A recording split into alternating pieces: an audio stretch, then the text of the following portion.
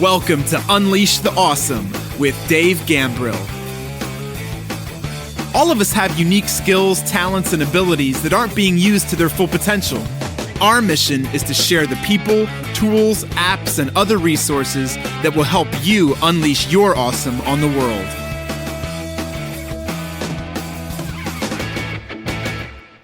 Yo, what's up? It's Dave. Welcome to another episode of Unleash the Awesome. Today, let's talk about how Guns N' Roses and axlrose can teach us some things about how to be successful. And yeah, it's the real me. It's not Robotron Dave. If you don't know what I'm talking about, go listen to episode 2 episodes ago. I'll put the link in the show notes. How to embrace AI or artificial intelligence now in your life and business. So let's talk about axlrose and how he can, or what he can teach us about success, and Slash and all the rest of Guns N' Roses. If you don't know who Guns N' Roses is, go look it up. I'll put a link to one of my favorite albums in the show notes for you to go listen to if you want. But they have a song called Sweet Child O' Mine. You've probably heard it. You could probably sing it. Right? And it's become iconic. It's like a rock anthem, super popular song. Even if you don't know Guns N' Roses, you probably know the song Sweet Child O' Mine. And I had the cassette, by the way. That's how long ago that was. And there's two actually really funny stories about Sweet Child O' Mine that can inform us about why it makes sense to just get in the game and get moving and start taking action. And with the movement and the action comes the clarity that you're looking for, right? No amount of sitting on the side, just wondering and wishing about things is going to make it happen. No amount of getting ready to get ready is going to make it happen. No amount of ready, aim, ready, aim, aim, aim, ready, aim, ready, aim, ready, aim, ready, aim, and never firing is ever going to get you the results or the success that you're looking for. You just got to go and get in the game and get moving.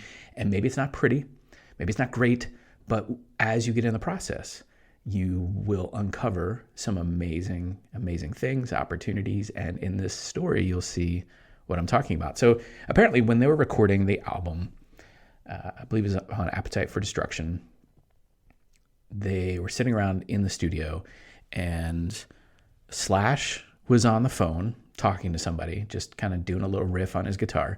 And Axl was sitting off to the side. And as Slash was talking to whoever he was talking to on the phone, he was just kind of playing around and came up with the iconic guitar beginning of that song that you're all familiar with. Again, it'll be in the show notes for reference if you've never heard it or you want to go back and listen to it and see what I'm talking about. So he was doing that. And as he got off the phone, Axl kind of looked at him and was like, hey, wait, Slash, we should make that part of this song, Sweet Child O' Mine. And the producer was like, okay, whatever, let's make it happen. So they were going to take that guitar little riff and add it to the song. But as they were going into the song, Axl noticed that they didn't have all the lyrics mapped out. And so the producer's like getting ready to record. And Axl says, well, we don't have the lyrics, man. We can't do this. And obviously I'm paraphrasing. I'm sure there was all kinds of expletives and other things in that conversation. But he said, hey man, we can't do this. We don't have all the lyrics. We're not ready to go, right? And the producer's like, listen, just go with what we have. We'll record it, right? We'll lay down the track so we can edit it later. Okay. So they start the song. Slash starts the beginning that you're all familiar with. And they lead into the song. Axlrose is singing the song. He's going through the lyrics that they do have. And then he gets to the point where they don't have any lyrics. And the rest of the band is continuing to play. And Axl just starts saying, because he's not sure where to go now. He's not sure what to do. He's not sure what the next part of the song is. So I guess just for filler in the song, he started singing, where do we go now? Where do we go now? And I'm not going to do my axlrose impression for you today, unfortunately. Where do we go now? Where do we go now? Sweet child, where do we go now? You know, he goes, where do we go now? He just keeps going. Where do we go? Where do we go? The rest of the band's playing. And he's just saying, where do we go? Where do we go? Where do we go? Right? In the old axlrose format. And then they finish it. They finish recording the song. And the producer is like, let's just go with that. That was really good. And they were all like, wait, what? What do you mean? Like, I was just singing filler stuff there for where do we go? For like Later, we can identify that part of the song easier. You can cut out that piece of the audio track and we can record something else to put in there. And the producer's like, nah, man, that's good. Let's go. Like, listen to it. So they listen back to it and they're like, okay, whatever. You're the producer. Let's go. Let's run with it. And so they did. And so two things that never would happen if they weren't in the studio, if they weren't just in the hunt, if they weren't in the game, those things never would have happened if they weren't working their craft, if they weren't in the game, if they weren't in the arena, if they weren't in the hunt. And those things never would have happened if somebody, the producer, didn't just say, hey man, we're close. This is good enough. Let's just go with what we have and we can improve it later. We can fix it later. As Seth Godin told me one time, you cannot improve something that does not exist. So the producer just said, let's go. And they went with it, and it turned out to be freaking amazing, and it's become an iconic song that everybody's familiar with, right? They've won all kinds of awards for that album. And it all started because they were just doing their thing. So think about the situations you're in. Think about the obstacles you face. Think about how you sometimes get stuck in analysis paralysis, or you're sitting around just consuming more content instead of producing something, or you're doing what I said before, right? Getting ready to get ready, right? No amount of getting ready to get ready gets you ready. You got to get out there and get in the game. Put it another way,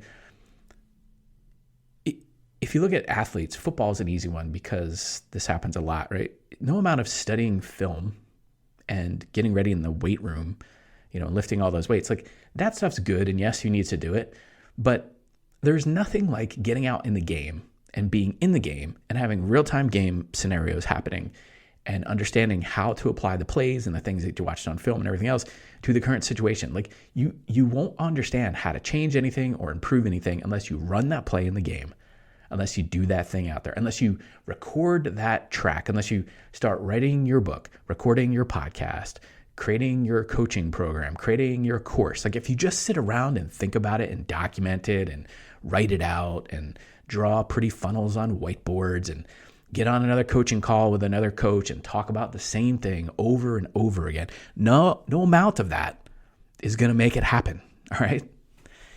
And that's not to say you don't need to prepare. Obviously you need to prepare, but I think what happens is people get in this like vicious cycle, right? The most insidious form of procrastination, right? Is this like trying to chase perfection, getting ready to get ready, right? And instead of just putting something out there, making your mark on the world, doing something, you end up doing nothing. That's not serving anyone. Honestly, that's not even serving you, right? So think about it. And one last example, think about Bob Ross, right? The famous painter on PBS. He'd be showing people how to paint. And the whole idea for his program was, how do we bring art to the masses? How do we bring painting to everybody so everybody could paint? And he would tell you, when you watch his show, he'd be painting and he'd be like, oh, okay, so let's make this bird here or whatever. And then it goes, and sometimes he would, I don't know if he did this intentionally, but he would make a mistake and he'd be like, oh, that's a little too much. And he'd be like, oh, there's no problem. There's no failure here. Like these are just happy little accidents. Let's just turn this bird into a tree or whatever. Let's turn this into that. Let's just add a little more paint and we'll make this, right? And he did it in such a soothing way. But he was showing you at the time that the failure is okay, and you're not going to figure out what to do until you kind of get into it. And you can go into the idea with a concept, right? You should have a plan. I'm not saying you shouldn't plan. I'm not saying you shouldn't prepare. You should do those things, but then you just have to get in the game and go. And as Mike Tyson, one of my favorite people to quote, would famously say, right? Everyone has a plan until you get punched in the mouth. So you're going to have a plan no matter how much you get ready and prepare and plan. Like when you go do something, stuff's going to happen. You're going to run into a situation that's not great. You cannot anticipate everything. You cannot eliminate all risk. So if that's what you're trying to do, I'm telling you, you're wasting your time. Instead, get going. Get in the ring. Another amazing Guns N' Roses song, although lots of expletives, so maybe not something everybody wants to listen to. But you get in the ring. You get in the game. You get going. You create the thing. In the process of doing that, you'll have more ideas. You'll learn how to improve the product you already have out there. You'll get feedback from customers, right? People that want your stuff, and then you can improve it and make it better. But no amount of getting ready to get ready is going to help you. So if you really want to make things happen, be like Slash and Axl and their producer, get in the studio, start laying down the tracks, make things happen. Because when you do that, when you have that mindset, it definitely will help you unleash your awesome on the world. See you. Thanks for listening to Unleash the Awesome. Please be sure to subscribe, rate, and review wherever you listen to your podcasts. And please share us on your favorite social media platforms using #UnleashAwesome.